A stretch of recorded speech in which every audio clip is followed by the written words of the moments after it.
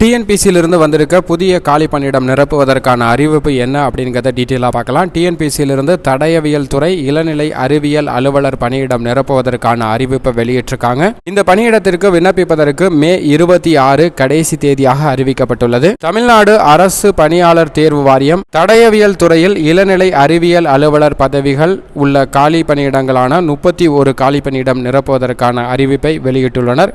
இந்த தேர்வுக்கு விண்ணப்பிப்பதற்கு மே 26 வரை இணையதளம் வாயிலாக விண்ணப்பிக்கலாம். ஜூன் 2ஆம் தேதி வரை விண்ணப்பங்கள்ல திருத்தம் செய்யலாம். இந்த தேர்வுக்கான எழுத்து தேர்வானது ஜூலை மாதம் 23ஆம் தேதி காலை 9 மணி முதல் பிற்பகல் 12 மணி வரை நடைபெறுகிறது. இதில் முதல் தாளும் 2ஆம் தாள் பிற்பகல் 2:30 மணி முதல் 5:30 மணி வரை நடைபெறுகிறது. இதில் தமிழ் எலிஜிபிலிட்டி தேர்வும் அடங்கும். அதாவது தமிழ் கட்டாய மொழி தகுதி தேர்வு நடைபெறும் 10ஆம் வகுப்பு அடிப்படையில். மேலும் பொது அறிவு பட்டப்படிப்பு தரத்தில் இருக்கும். விண்ணப்பிப்பதற்கு கல்வி தகுதியை பொறுத்த வரைக்கும் எம்எஸ்சி